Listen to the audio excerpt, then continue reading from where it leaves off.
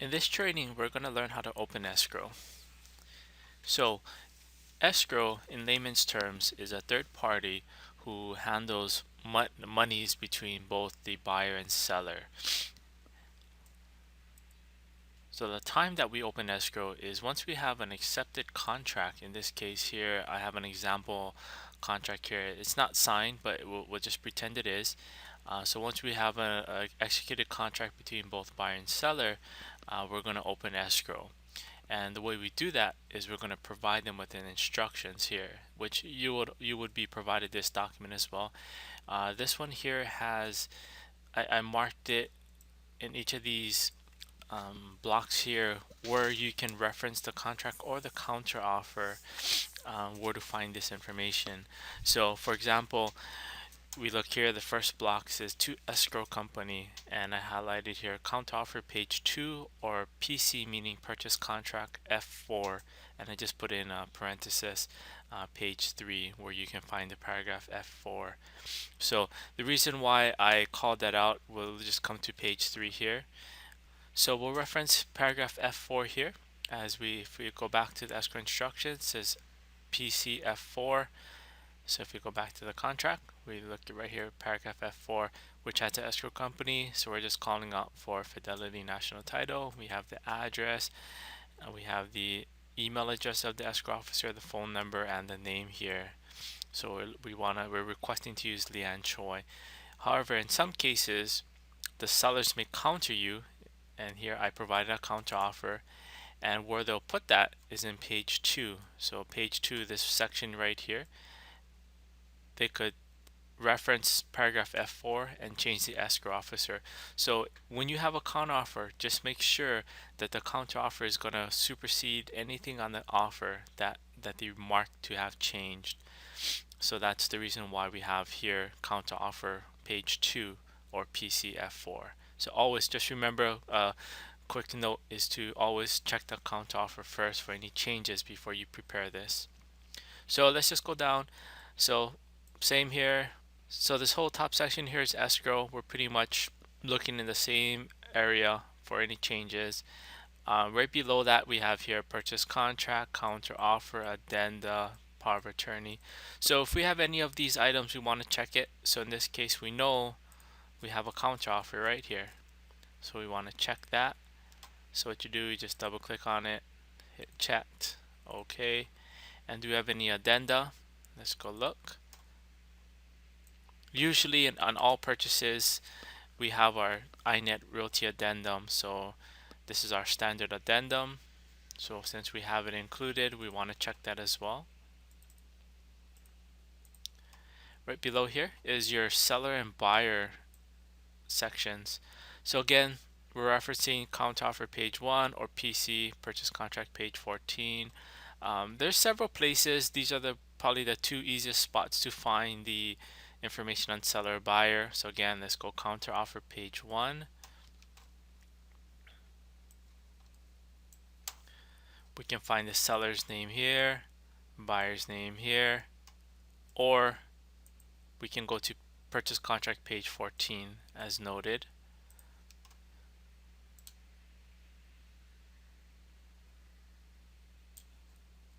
So again, purchase contract page 14, we have the seller's name. Most times you may not find, oh, I'm sorry, can we delete that? So let's go down to page 14. We see here seller's name. Page 13 is going to have the buyer's name. So you see here. So you can find all the information for this section right here, all on page 13 and 14, except this section, this part here, by broker and agent. So the broker is the company, and the agent is self-explanatory, is the agent. So we can find that on the cooperating brokers agreement. So let's go to the cooperating brokers agreement, which is usually towards the ending of the document. In this case, it should be the second to the last page, right here, where we can find the broker's information at the bottom. So we see here listing agent or listing brokerage, iNet Realty, cooperating brokerage. In other words, the buyer's brokerage firm is iNet Realty as well. all the information here: address, phone number, cell phone, fax number, and the office ID. So we can fill all that out here. Next will be title to be vested in. So we see, look here, purchase contract, page 5, paragraph G3. Okay, so now we're on page 5. So we'll look paragraph G3, vesting and tenancy. So what we're looking for is how title is going to be vested, tenancy. Most times, as you can see here, it's going to see to be determined because the buyers get what they call escrow instructions, which is separate from what we are filling out here. This is just our company instructions to escrow. The escrow company will provide their own instructions to the buyers, asking them how they want to take tenancy. So 99% of the time you'll see to be determined. So what you'll fill in here in these blocks here is pretty much to be determined or not yet determined. Below this is your subject property. So it's just the property information where you can find that again, counter offer page 1 or purchase contract page 1. So let's go to counter offer page 1. We can see here property reference or address. We have 1600 Pennsylvania Avenue. We can fill that in here. The TMK again should be right below that. Your TMK. Condo name. If you're buying a condo, in this case it's a house, so we won't have any condo. But if you're buying a condo, we can reference paragraph E1 on the purchase contract.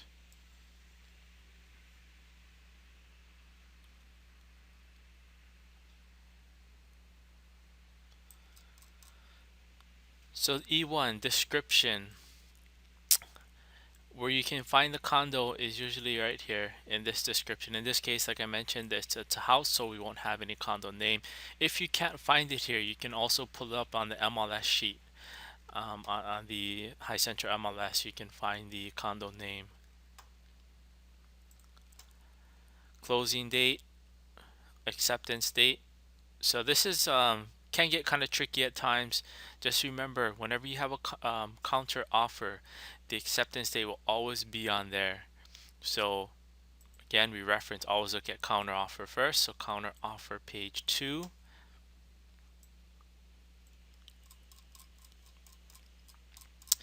So right here is page 2 of the counter offer, and you can see here acceptance of the counter offer. Sorry. So the acceptance date will be listed right here, and that's the date you would put on the escrow instructions. If you don't have a counter offer, you'll look on page 14 of the purchase contract. So let's go there.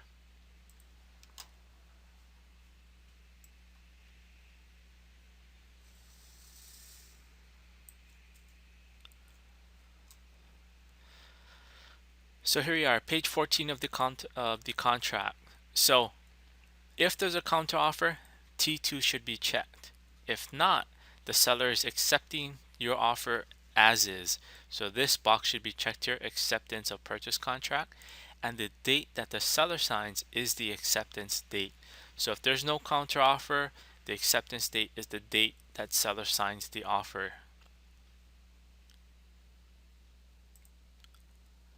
Okay, right besides this is your land tenure, how the title is held, fee simple or leasehold. Where you can find that is in the purchase contract E1. So same section where you found the subject property TMK. So let's just go back to that page.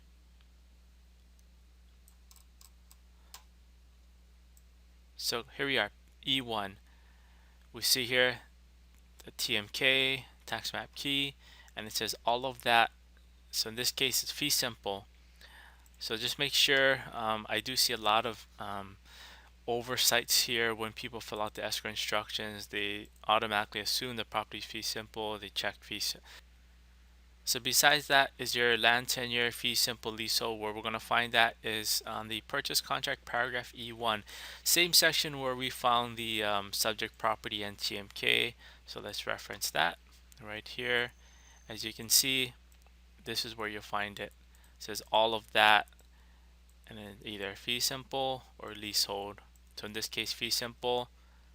So we'll check fee simple here. Below this, existing mortgage company, you can leave this blank. So next we'll go to this section here, which is your price and terms and all that. So sales price, again, always important. You have a counter offer. We're going to go to that counter offer because the sellers may have made some changes. So let's go to sales price, counter offer page 1, or purchase contract paragraph D2, which is on page 2 of the purchase contract. So let's reference the counter offer.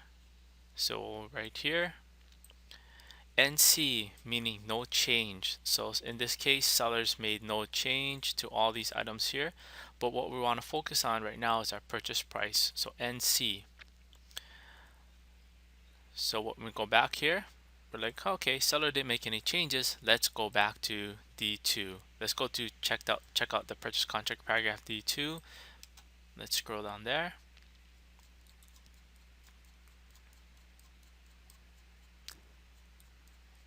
So here we are, paragraph D2 on the purchase contract. So since no change was made on the counteroffer, this is what's going to go. Purchase price, $3.5 million.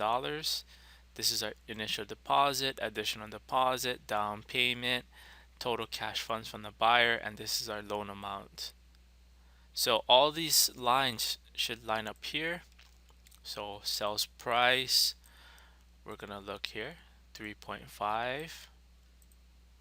Initial deposit, 1,000. Additional deposit, 1,000. Cash due at closing, which is this figure here, $2,498,000. And then our new mortgage, which would be this line here, $1 million. So we'll just plug in all those numbers here. Sales commission. So when you represent a buyer, and this part can get a little tricky, is you are the cooperating broker when you represent the buyer. The buyer's agent, in other words, is the cooperating broker. So we're gonna go and check out the cooperating brokers agreement. So again, let's scroll down, and this is where you want to look. And where you find this number is on the MLS sheet. So when the offer is prepared, the agent plugs in the compensation offered. So this is a very important document. You don't get this signed, you don't get paid. So what it's saying here is that the listing brokerage firm agrees to pay a commission at closing to cooperating brokerage firm in the following amount: 3% of sales price. Okay, so we're gonna go back to the escrow instructions and we're gonna do this calculation. So we're gonna go 3% of the sales price, which is the $3.5 million, and that would be the commission due to the brokerage firm. So in this case, it would be due to iNet Realty. If there's any general excise tax, which will be noted, then you'll put it here, which is the sales commissions times 4.712%, which is today's current GE tax rate. So again, just to recap, cooperating broker is also known as the buyer's agent. And how you calculate the commission, you look on the cooperating broker separate agreement, and in this case it's 3% of sales price. So you times the sales price of $3.5 million times 3%, and that will be your sales commission.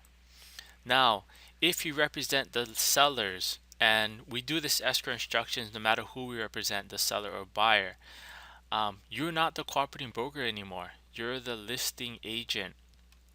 So you can't just go, okay, I'm gonna go to the cooperating brokers. I'm gonna look, oh, okay, I'm paying 3% of the sales price. No, wrong. You, as the listing agent, may have some different agreement with the seller. Most times it's split 50-50. So in this case, the sales commission may have been 6% total, so 3% each to the listing and cooperating brokers. There may be a case where you take a 5% listing and you offer 3% to the cooperating brokers agreement. So what do you get paid as a listing agent? You're taking 5%, you're offering 3, you're left with only 2. So it's not going to be 3%. So you need to make sure you get a copy of the listing agreement when you're opening these escrow instructions. So first, you need to look at the listing agreement. If the listing agreement says 5% and you're offering 3 to the cooperating brokers, you're only going to have to take 2%. So this amount here should be the $3.5 million times 2%. So again, to recap, when you're representing the buyers, check the cooperating brokers agreement for the commission. You represent sellers. You need to check the cooperating brokers agreement to see what you're offering to the cooperating brokers, and also the listing agreement to see how much total commission you're collecting, because it may not be split 50-50 where 3% 3% or 2.5% it may be an uneven number. So you just need to make sure of that. Okay, so once you fill all that out, the bottom here, buy would be the agent's name, title, depending who you represent, and you'll put seller or buyer's agent, and the date is going to be the date that this is completed. So once we have all this open, once we have all this completed, we're going to save it, and we're going to send this off to the escrow company along with the contract. So we'll send this escrow instructions along with the contract right here to the escrow company. So here I have a sample email that I sent to the escrow company. It's very simple. You don't have to write a lot. It's just saying, here's the contract, here's the escrow instructions, contact me with any questions. So we're going to type, in this case, our escrow officer was Leanne Choi. So Leanne Choi here. Usually I CC the agent. So in this case, let's just, for example, use Carlton. And in the subject line, I write new escrow with the property address. And I put hi, escrow officer. So in this case, we would type in Leanne. I write here, please see attached for the fully executed contract and iNet Realty escrow instructions to open escrow. Please feel free to contact me with any questions. All right, so once we're here, we attach the contract and the escrow instructions, and we're good to go. Thank you.